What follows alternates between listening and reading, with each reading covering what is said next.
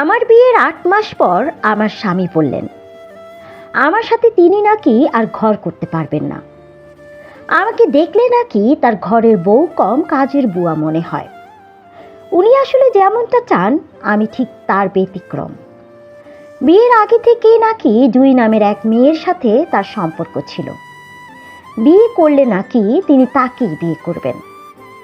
আমি কোনো প্রকার প্রতিক্রিয়া না দেখিয়ে কেবল বললাম, আমি আপনাকে ডিভোর্স দিতে রাজি আছি, তবে আমার একটা শর্ত আছে। আমার কথায় অবাক হয়ে নিলয় বলল, কিসের শর্ত? আমি তাকে বললাম, আমার সাথে আপনাকে বিনা দ্বিধায় ৩ মাস থাকতে হবে। এর মধ্যে আপনি আপনার গার্লফ্রেন্ডের সাথে কোনো প্রকার যোগাযোগ রাখতে পারবেন না। আমি ৩ মাস পর যখন চিরতরে চলে যাব, সেই দিন আমি আপনার জন্য একটা সারপ্রাইজ সহ ডিভোর্স পেপার রেখে যাব।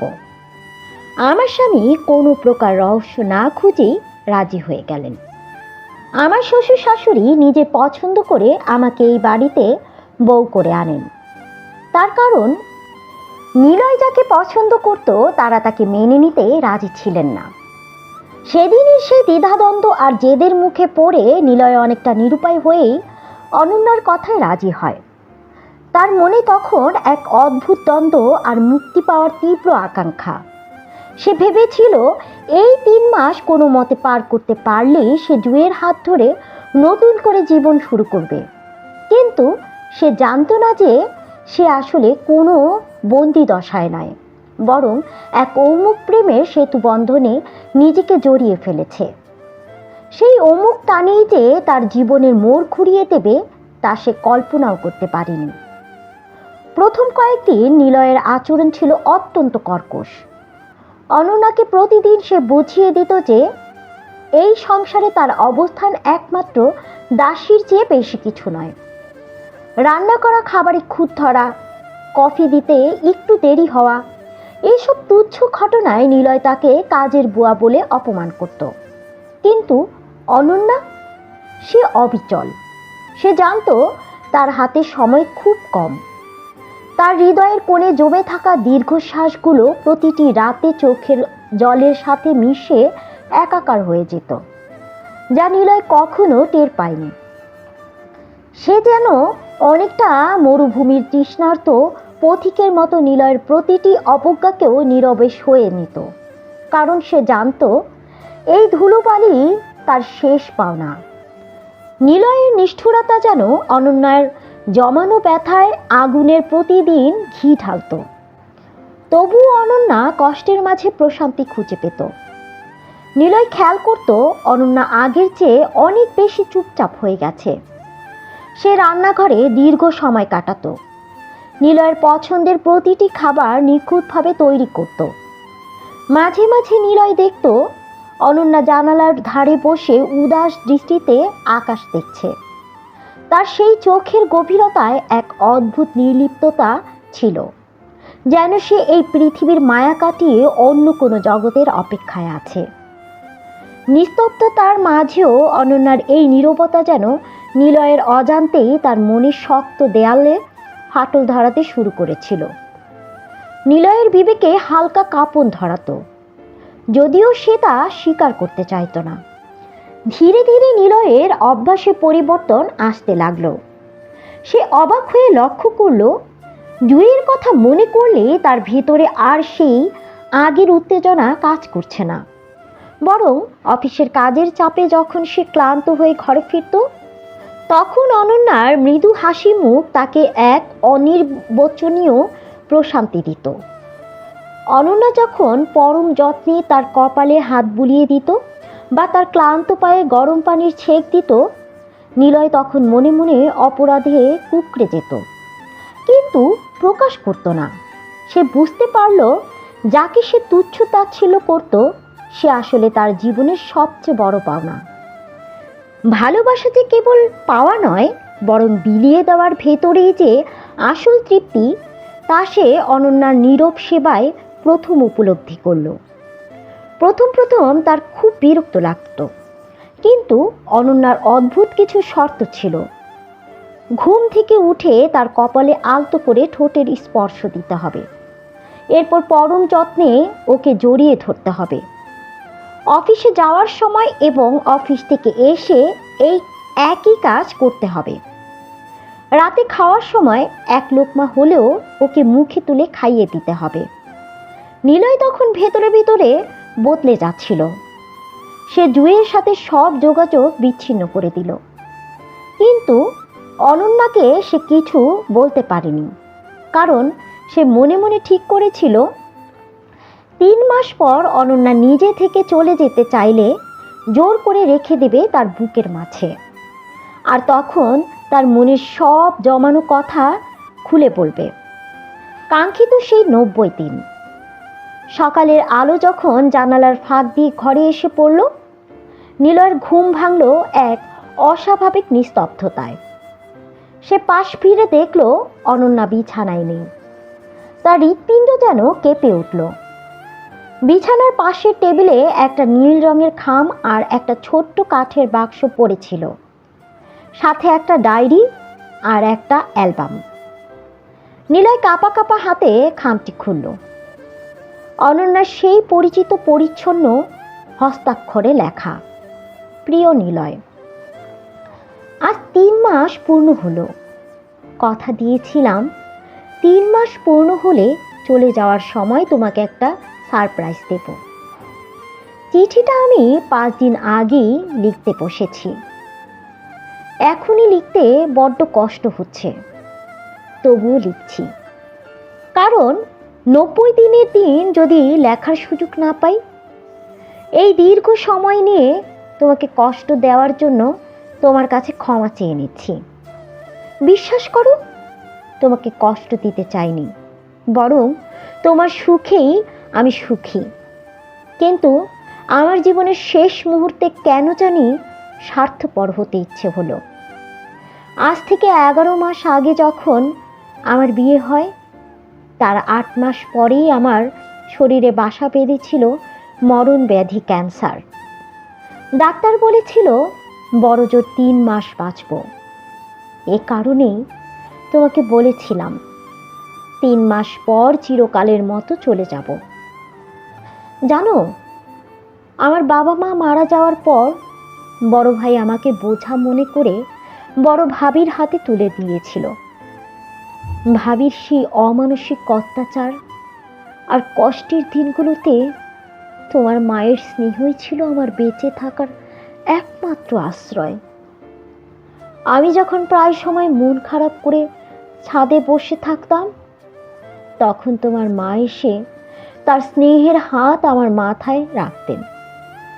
ভাগ্যিস তোমাদের বাসার ছাদ আর আমাদের বাসার ছাদ একসাথে লাগানো ছিল। মা বাবা মারা যাওয়ার পর তিনিই ছিলেন আমার শান্তির একমাত্র উৎস। আমাকে তিনি মেয়ের মতো ভালোবেসেছিলেন। তাই তোমার অসম্মতি থাকা সত্ত্বেও আমি এই বিয়েতে রাজি হয়েছিলাম, শুধু তোমার মায়ের শেষ ইচ্ছে পূরণ করতে। চিঠির পরবর্তী অংশে লেখা ছিল, আরেকটা কথা বললে কি তুমি রাগ করবে? জানো, তোমার অজান্তে তোমার সাথে একটা অন্যায় করেছিলাম। বিয়ের 1 মাস পার হয়ে যাওয়ার পরও যখন তুমি একদিনের জন্য আমাকে ছুঁয়েও দেখোনি, তখন রোজ রাতে আমি কেঁদে বালিশ ভেজাতাম। কিন্তু এক রাতে তুমি নেশা করে যেদিন বাড়ি ফিরে জুই ভেবে আমার কাছাকাছি এলে, সেদিন আমি তোমাকে বাধা দিইনি, কারণ অজান্তেই হোক তবু আমি একদিনের জন্য হলেও তোমার এই স্পর্শ পেয়েছি, এই ভেবে সারা জীবন সান্ত্বনা নেব। পরদিন সকালে আমার কাছ থেকে জানতে চেয়েছিলে কিছু হয়েছিল কিনা, কিন্তু সেদিন আমি মিথ্যে করে বলেছিলাম না তো। জানো, শরীর ভেতরে ভেতরে ক্ষয় হয়ে যাচ্ছিল।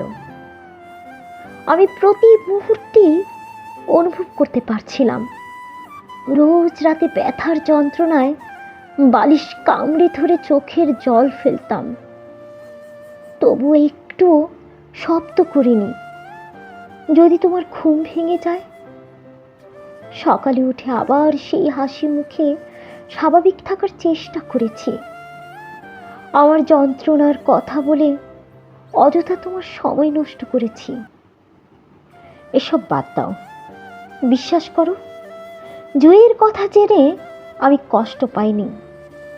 প্রথম প্রথম কষ্ট লাগলেও ক্যান্সার ধরার পর ভেবে দেখলাম আমি চলে গেলে তোমাকে কে দেখবে। এই ভেবে খুশি হয়েছি যে আমি চলে গেলেও তোমার হাত ধরার কেউ আছে। আমি শুধু চেয়েছিলাম আমার শেষ দিনগুলো তোমার সান্নিধ্যে কাটাতে। তোমাকে কোনো দিন বলিনি, কারণ আমার এই করুণ অবস্থা তোমাকে হয়তো অনুশোচনায় ডুবিয়ে রাখত। এই 3 মাস তুমি যে ভালোবাসা আমাকে দিয়েছ তা আমার জন্য মৃত্যুর আগে শ্রেষ্ঠ উপহার। ভালো থেকো তুমি, আর জুঁইকে বিয়ে করে সুখী হও। নিলয় স্তব্ধ হয়ে দাঁড়িয়ে রইল। সে বুঝতে পারল সে কাকে এতদিন অবহেলা করেছে। সে এবার ছোট কাঠের বাক্সটা খুলল। সেখানে একটি ডায়েরি, যাতে তাদের এই 3 মাসের ছোট ছোট মুহূর্তগুলোর ছবি ও কথার মাধ্যমে সাজিয়ে রাখা ছিল। নিলয় ডায়েরির পাতা উল্টাতে উল্টাতে কান্নায় ভেঙে পড়ল। সে বুঝতে পারল অনন্যা শুধু তাকে ভালোবাসেনি, সে তার জীবনের প্রতিটি অন্ধকার কোণকে আলোর স্পর্শে ভরিয়ে দিয়েছিল। নিলয় পাগলের মতো এ ঘর ও ঘর অনন্যাকে চিৎকার করে ডাকছে। নিলয়ের চিৎকার শুনে নিলয়ের বাবা মাও বের হয়ে এলেন। অবশেষে পাগলের মতো অনন্যাকে খুঁজতে খুঁজতে ড্রয়িং রুমের সোফার এক কোণায় অবচেতন হয়ে পড়ে থাকতে দেখে নিলয় বাকরুদ্ধ হয়ে যায়। কাছে গিয়ে দেখে অনন্যার শরীরটা যেন সাদা হয়ে আছে। আর দেরি না করে অনন্যাকে নিয়ে ছুট লাগালো হাসপাতালে। কিন্তু নিয়তির নিষ্ঠুর পরিহাস অনন্যাকে নিয়ে হাসপাতালে পৌঁছানোর ঠিক কিছুক্ষণ আগেই অনন্যা শেষ নিঃশ্বাস ত্যাগ করেছে। নিথুর অনন্যাকে দেখে নিলয়ের মনে হলো তার বুকের ভেতরটা কেউ ধারালো অস্ত্র দিয়ে খামচে ধরেছে। তখন তার মনে হলো পৃথিবীর সমস্ত রং মুছে গেছে। যে অনন্যাকে সে কাজের বুয়া বলে তুচ্ছ তাচ্ছিল্য করত, সে ছিল আসলে এক মহামানবী, যে নিজের শেষ সময়টুকু উৎসর্গ করে গেছে নিলয়ের জীবনের সুখের বীজ বপন করার জন্য। নিলয় আজ একা, কিন্তু তার প্রতিটি নিঃশ্বাসে অনন্যার স্মৃতি লেগে আছে। সে বুঝতে পারল জীবন হয়তো বড় সংক্ষিপ্ত, কিন্তু ভালোবাসার রেশ মানুষের অস্তিত্বের গভীরে অমর হয়ে থাকে। অনন্যার নীরব প্রস্থান আর তার চিঠির প্রতিটি অক্ষর নিলয়ের হৃদয় আজ এক বিশাল শূন্যতার সৃষ্টি করেছে।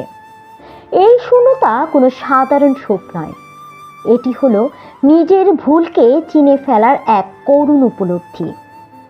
হাসপাতালের সেই করিডোরে নিলয় যখন অনন্যার নিথর দেহটার পাশে এসে দাঁড়ালো, তার কানে তখনও বাজছে গত 3 মাসের কথাগুলো। সে বারবার নিজেকে প্রশ্ন করছিল, কেন সে অন্ধ ছিল? কেন সে একটিবার অনন্যার ম্লান মুখের পেছনের যন্ত্রণাটুকু দেখতে চায়নি? অনন্যা যখন প্রায় সময় কাঁপা কাঁপা হাতে চা পরিবেশন করত, মাঝে মাঝে দেয়াল ধরে জড়সড় হয়ে দাঁড়িয়ে যেত, কখনো চোখ বন্ধ করে ফেলত, নিলয় তখন ভাবত অনন্যা হয়তো নিলয়কে ভয় পেয়ে এমন করছে। কিন্তু সেটা যে অনন্যার শরীরের যন্ত্রণার একটি বহিঃপ্রকাশ ছিল, তা নিলয় একবারের জন্য উপলব্ধি করতে পারেনি। হায়, তখন যদি নিলয় একবার অনন্যার কপালে হাত রেখে দেখত, সে অনুভব করতে পারত অনন্যার কপালে জমে থাকা কষ্টের বিন্দু বিন্দু ঘাম। অনন্যার শেষকৃত্য সম্পন্ন হলো তার বড় ভাইয়ের উপস্থিতিতে। বাড়ি ফিরে সে ড্রয়িং রুমের সেই কোণটিতে বসল, যেখানে অনন্যা প্রতিদিন বিকেলে চা নিয়ে আসতো। সেই জায়গাটা এখনো অনন্যার মৃদু সুগন্ধে ভরা। নিলয় তার ডায়েরিটা হাতে নিল। ডায়েরির পাতায় অনন্যা ছবি তুলে আঠা দিয়ে লাগিয়ে রেখেছিল। নিলয়ের ঘুমের ছবি, নিলয়ের কাজের সময়কার ভ্রু কুঁচকানো মুহূর্তের ছবি, এমনকি যেদিন প্রথমবার নিলয় তাকে ভালোবেসে 1 কাপ চা দিয়েছিল সেই দিনের বর্ণনায় অনন্যা লিখেছিল, আজ আমি পৃথিবীর সবচেয়ে সুখী স্ত্রী। নিলয় ডায়েরিটা বুকের কাছে জড়িয়ে ধরে হু হু করে কেঁদে উঠল। সে বুঝতে পারল ভালোবাসা মানে শুধু পাওয়া নয়, বরং একে অপরের দুঃখকে নিজের মধ্যে ধারণ করা। অনন্যা তাই করেছে। সে তার পুরো জীবনটা নিলয়ের কাছে গচ্ছিত রেখে গেছে, অথচ নিলয় কিছুই দিতে পারেনি, শুধু অবহেলা আর ঘৃণা ছাড়া। নিলয় আর আগের সেই নিলয় রইল না। জুঁইয়ের হাজারো ফোন কল এলেও রিসিভ করতো না, কারণ অনন্যার জায়গা সে কাউকে দিতে পারবে না।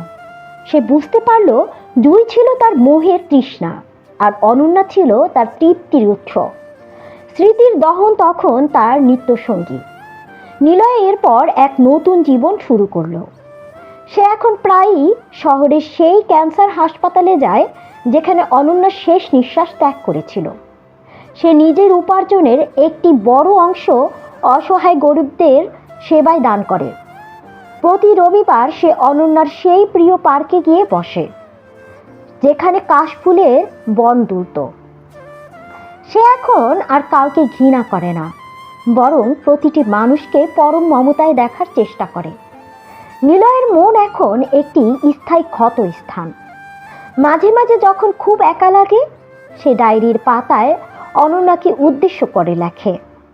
সে বিশ্বাস করে অনন্যা হয়তো কোথাও থেকে তাকে দেখছে এবং তার এই বদলে যাওয়া মানুষটিকে দেখে হয়তো মৃদু হাসছে। অনন্যা তাকে মুক্তি দিয়ে গিয়েছিল, কিন্তু নিলয় নিজেকে আজীবনের জন্য অনন্যার ভালোবাসার মাঝে বন্দি করে রেখেছে। এটি কোনো পরাজয় নয়, বরং এক পবিত্র দায়বদ্ধতা, যে দায়বদ্ধতা তাকে প্রতিদিন একটু একটু করে ভালো মানুষ হওয়ার প্রেরণা যোগায়। অনন্যার চলে যাওয়ার পর নিলয়ের জীবন এক অদ্ভুত স্থবিরতায় আটকে গিয়েছিল। বছর 2 কেটে গেল। নিলয়ের মা, যিনি অনন্যাকে নিজের মেয়ের মতো আগলে রেখেছিলেন, তিনি অনন্যার মৃত্যুতে মানসিকভাবে ভেঙে পড়েছিলেন। তিনি চেয়েছিলেন নিলয় আবার সংসারের আলো দেখুক। নিজের ছেলেকেও তিলে তিলে শেষ হয়ে যেতে দেখতে পারছিলেন না। তিনি ভাবতেন হয়তো অন্য কেউ এসে অনন্যার জায়গা নিতে পারবে, অনন্যার ফেলে যাওয়া শূন্যতাটুকু ভরিয়ে দেবে। নিলয়ের বাবারও একই মত ছিল। তারা নিলয়কে বাধ্য করলেন দ্বিতীয়বারের মতো বিয়ের পিঁড়িতে বসতে। নিলয় বুঝতে পেরেছিল এই বিয়েতে তার কোনো আপত্তি বা যুক্তি কাজে আসবে না। অনন্যার সেই ডায়েরিটি সে আলমারির লকারে তালাবদ্ধ করে রেখেছিল, যেন তার স্মৃতির ওপর অন্য কেউ ধুলো ফেলতে না পারে। দ্বিতীয় স্ত্রী ঘরে এলো। মেয়েটা দেখতে শুনতে বেশ সুন্দরী, চঞ্চল এবং আধুনিক। সে চেষ্টা করলো নিলয়কে খুশি রাখতে, কিন্তু নিলয়ের হৃদয় যেন একটা পাথরের দেয়ালে ঘেরা। নীলা যখনই তাকে নিয়ে ঘুরতে যেতে চায় বা একান্ত সময় কাটাতে চায়, নিলয় অনন্যার সেই মৃদু হাসির কথা মনে করে চুপচাপ হয়ে যায়। নীলা অনেক চেষ্টা করত নিলয়ের কাছাকাছি আসতে, কিন্তু নিলয়ের চোখের ভাষা সে পড়তো ভিন্নভাবে। নিলয় নীলাকে ঠিক অনন্যার মতো করে ভালোবাসতে পারল না। তার ভালোবাসার কলসটা অনন্যার বিদায়ী যেন ভেঙে চুরমার হয়ে গিয়েছিল। সে নীলাকে সম্মান দিত, তার সব প্রয়োজনে পাশে থাকত, কিন্তু সেই আত্মিক টান কোথায় যেন অনুপস্থিত ছিল। নিলয়ের এই আচরণ নীলাকে ক্রমে ক্ষুব্ধ করে তুলল।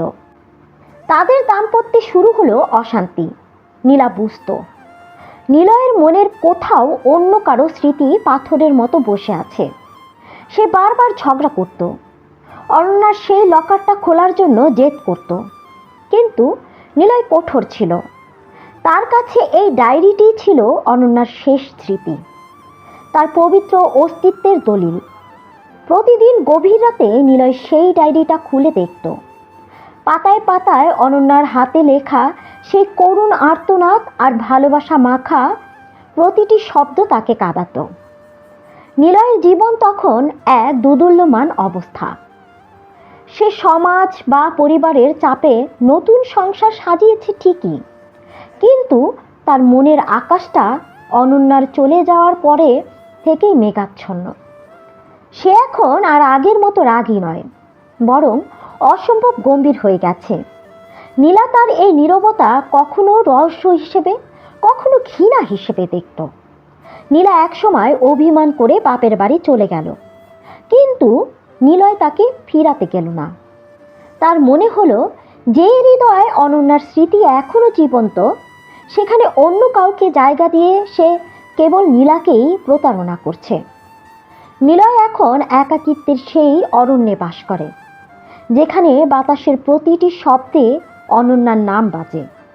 সে বুঝতে পেরেছে জীবন কখনো কখনো মানুষকে এমন এক শিখরে নিয়ে যায় যেখানে ফেরার পথ বন্ধ হয়ে যায়। সে মাঝে মাঝে চিন্তা করে নীলা তার দায়িত্ব, তার সহধর্মিণী, তাকে একটু ভালোবাসা দেওয়া উচিত। কিন্তু সেই শক্তিটুকু যেন অনন্যা তার সাথে নিয়ে গিয়েছে। যখনই সে নীলার সামনে অগ্রসর হতে চায়, ঠিক তখনই অনন্যার স্মৃতি তাকে আষ্টে পিষ্টে আঁকড়ে ধরে। সময় গড়িয়ে চলে, কিন্তু নিলয়ের মনের মণিকোঠায় অনন্যা রয়ে যায় এক অবিনশ্বর নক্ষত্রের মতো। নীলা বা পরিবার কারোরই চাপে নিলয় নিজের সেই নীরব জগৎ থেকে পুরোপুরি বেরিয়ে আসতে পারেনি। নীলার মান ভাঙাতে নিলয়ের মা আসমা বেগম তাকে নিলয়ের জীবনে ঘটে যাওয়া সম্পূর্ণ ঘটনা খুলে বললেন। নীলা ধীরে ধীরে এক ধরনের স্থিতা অবস্থায় পৌঁছালো। সে বুঝতে পারল নিলয়ের এই গম্ভীর নির্লিপ্ত সত্তাকে মেনে নেওয়াই উত্তম। কিন্তু নীলার মনের ভেতরও সূক্ষ্ম এক কষ্ট রয়ে গেল। সে কাউকে এই ব্যথা উপলব্ধি করাতে পারবে না, কাউকে বোঝাতেও পারবে না।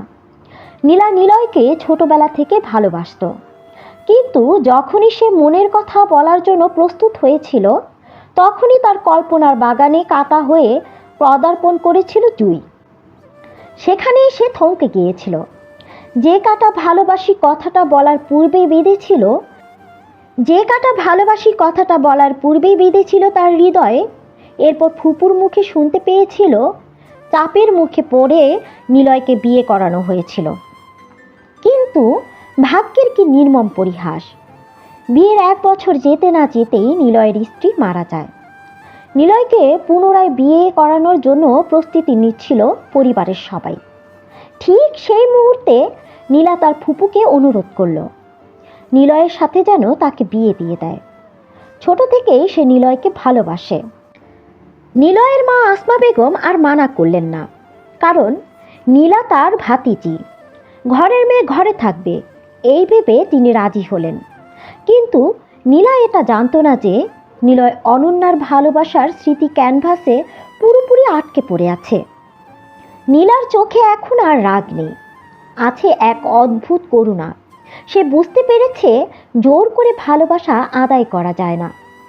নিলয়ের ভেতরে বেঁচে থাকা অনন্যা কোনো প্রতিদ্বন্দ্বী নয়, বরং এক অনুপ্রেরণা। ধীরে ধীরে নীলা নিলয়কে বন্ধু ভাবতে শুরু করলো, কারণ স্ত্রী হয়ে নিলয়কে এই ধোঁয়াশায় ঘেরা স্মৃতি থেকে বের করা সম্ভব নয়। এক পর্যায়ে নিলয়ের সাথে নীলার বেশ সখ্যতা গড়ে উঠল। নিলয় বুঝতে পারল অনন্যা তাকে যে ভালোবাসা দিয়ে গিয়েছিল তা কোনো মানুষের প্রতি সীমাবদ্ধ প্রেম ছিল না, তা ছিল এক মহানুভবতা। অনন্যা জানত সে মৃত্যু পথযাত্রী, তবুও সে নিলয়কে ঘৃণা করতে শিখায়নি। নিলয় এখন মাঝে মাঝে নীলার সাথে কথা বলে, তাকে শপিংয়ে নিয়ে যায়, কিন্তু তার মনের কোণে কোথাও যেন অনন্যার জন্য একটি সংরক্ষিত আসন রয়েছে। নীলা একদিন জানতে পারল সেই ডায়েরিটার কথা। সে সেটি পড়ল। পড়ার পর নীলা আর কখনো নিলয়ের প্রতি অভিমান করল না। সে বুঝতে পারল তার স্বামী এমন এক নারীর স্মৃতি বহন করছে যার পায়ের কাছে নিজেকে সমর্পণ করা ছাড়া আর কোনো উপায় নেই। নীলা এখন নিজেই মাঝে মাঝে নিলয়কে বলে, আজ তোমার অনন্যার জন্য একটু বেশি একা মনে হচ্ছে না তোমাকে? এসো, ওর কথা শুনি। নিলয়ও নীলাকে আপন করে নিয়েছে, কিন্তু হৃদয়ের বেশিরভাগটা জুড়েই অনন্যাই রয়ে গিয়েছিল। নীলাকে তা বুঝতে দিত না, কিন্তু নীলা সব বুঝতে পেরেও চুপ থাকত, কারণ ভালোবাসার মর্মার্থ সে খুব ভালো করে জানে। তার মনকে এই বলে সান্ত্বনা দেয় যে সব পূর্ণতা যে পেতে হবে এমন কোনো মানে নেই। ভালোবাসার মানুষটা পাশে আছে, এটাই বা কম কি। নিলয় এখনও কাজ শেষে বাড়ি ফিরে যখন বারান্দায় বসে, তার চোখের সামনে ভেসে ওঠে সেই কাশফুলের মাঠ, যেখানে অনন্যা বাতাসের সাথে কথা বলতো। তার মনে হতো অনন্যা যেন এখনও তাকে আড়াল থেকে দেখছে, তার প্রতিটি ভুল সূত্রে দিচ্ছে। নিলয়ের জীবনের শেষ দিন পর্যন্ত সে অনন্যাকে ভুলতে পারল না। তার একমাত্র ছেলে নিসর্গের মেয়ের নাম রেখেছে অনন্যা। তার কাছে অনন্যা কেবল একজন স্ত্রী ছিল না, সে ছিল তার বিবেকের দর্পণ। নিলয় তার আয়ের একটি বড় অংশ অনন্যার নামে একটি ট্রাস্টের মাধ্যমে গরিব অসহায় রোগীদের চিকিৎসার জন্য লাগিয়ে দিল। শহরের অনেক পথশিশু বা অসুখী মানুষের মুখে যখন হাসি ফুটে, নিলয় দূর থেকে দাঁড়িয়ে ভাবে, অনন্যা আজ তোমার জয় হলো। নিলয় কোনোদিন অনন্যার সেই ত্যাগের মহিমা থেকে মুক্ত হতে চায়নি। সে জানত এই টানটাই তাকে মানুষ করে রেখেছে। বার্ধক্যের শেষ সীমায় দাঁড়িয়ে নিলয় নীলার হাত ধরে বলল, তুমি আমার পরম বন্ধু ছিলে, যে কিনা পরম যত্নে আমার স্মৃতিসহ আমাকে আগলে রেখেছে। তোমার ঋণ কখনোই শোধ করার মতো নয়। বিশ্বাস করো, তোমাকেও আমি ভালোবাসতাম। অনন্যার ভালোবাসা ছিল একরকম, আর তোমারটা ছিল আর এক রকম। অনন্যা ছিল আমার বিবেকের অনুশোচনার দর্পণ, আর তুমি ছিলে ব্যথা উপশমের মলম। তুমি পাশে ছিলে বলেই আমি নিসর্গের মতো এক সুযোগ্য সন্তানের বাবা হতে পেরেছি। আমার কষ্টের পথটা অনায়াসে পাড়ি দিতে পেরেছি। কিন্তু দেখো, আমি কত খারাপ। আমি তোমার মনেও অনেক কষ্ট দিয়েছি। পারলে আমাকে ক্ষমা করে দিও। নীলা কাঁদতে কাঁদতে বলল, এমন ধারার কথা বলো না। আমি তোমার কষ্টকে নিজের মধ্যে ধারণ করেছি। তোমার মাঝে তো সারা জীবন আমাকে উপলব্ধি করেছি, তাহলে কিসের কষ্ট? আমার জন্য এটাই বা কম কি? তোমার এই একটা কথায় আমি সব পেয়ে গিয়েছি, কারণ আজ তুমি নিজে থেকে বলেছ আমাকে তুমি ভালোবাসো। এই একটা কথা শোনার জন্যই কেবল আমি ছটফট করতাম। আজ আমি সেই কথাটা শুনে আমার মন তৃপ্ত হয়েছে। আমি সব পেয়ে গেছি। ক্ষমা চেয়ে আমাকে ছোট করিও না। নীলার কথা শুনে নিলয়ের চোখের জল ছেড়ে দেয়। হয়তো সে বুঝেছে ভালোবাসা কেন নিস্তব্ধ। নীরবে নিঃস্বার্থভাবে ভালোবাসার আর এক নামই কি ভালোবাসা। যেমনি অনন্যা তেমনি নীলা, কারো ভালোবাসাই ওজন করা সম্ভব নয়। নিলয়, নীলা ও অনন্যা তিনজনেরই ভালোবাসা এক একজনের জায়গা থেকে গভীর। এরা প্রমাণ করেছে ভালোবাসা কেবল প্রাপ্তিতে নয়, ভালোবাসা নিজের মধ্যে ধারণ করে। ভালোবাসার মানুষের মুখে হাসি ফুটিয়ে ভালোবাসা বিলানোর মধ্যেই সুখ। যখন নীলয় চোখ বুজে, তখন তার মনে হয় অনন্যা হয়তো কোনো এক অশরীরী রূপে দাঁড়িয়ে আছে, তাকে হাতছানি দিয়ে ডাকছে। যে মুক্তি অনন্যা মৃত্যুর ঠিক আগে চেয়েছিল, নিলয় মৃত্যুর ঠিক আগের সেই মুক্তি পেল। স্মৃতির ধুলো ঝেড়ে সে দেখল অনন্যা আজও তাকে আগলে রেখেছে। মৃত্যুর শান্ত কোলে ঢলে পড়ার মুহূর্তে নিলয়ের ঠোঁটে এক টুকরো তৃপ্তির হাসি ফুটে উঠল। একদিকে নীলা তাকে ক্ষমা করে দিয়েছে, অন্যদিকে ওপারে অনন্যা তার জন্য পথ চেয়ে আছে। সে জানত এই দীর্ঘ প্রতীক্ষার অবসান অবশেষে সমাপ্ত হয়েছে নিস্তব্ধ ভালোবাসার মাধ্যমে। নিস্তব্ধ ভালোবাসা আমার উপন্যাসের একটি সংক্ষিপ্ত রূপ। আপনাদের যদি কাহিনীটি ভালো লাগে, আপনারা কমেন্ট করে জানান এই পুরো উপন্যাসটি আপনারা শুনতে চান কিনা। আপনাদের একটু অনুপ্রেরণা ও উৎসাহ পেলে আমি আরও ভালো গল্প লিখতে পারবো এবং আপনাদেরকে উপহার দিতে পারবো। কাহিনীটি কেমন লাগলো অবশ্যই কমেন্ট করে জানাবেন আর আপনাদের মতামতও জানাবেন। আমি এই প্রত্যাশা আজকের মতো এখানেই বিদায় নিচ্ছি। ভালো থাকবেন, সুস্থ থাকবেন। ধন্যবাদ।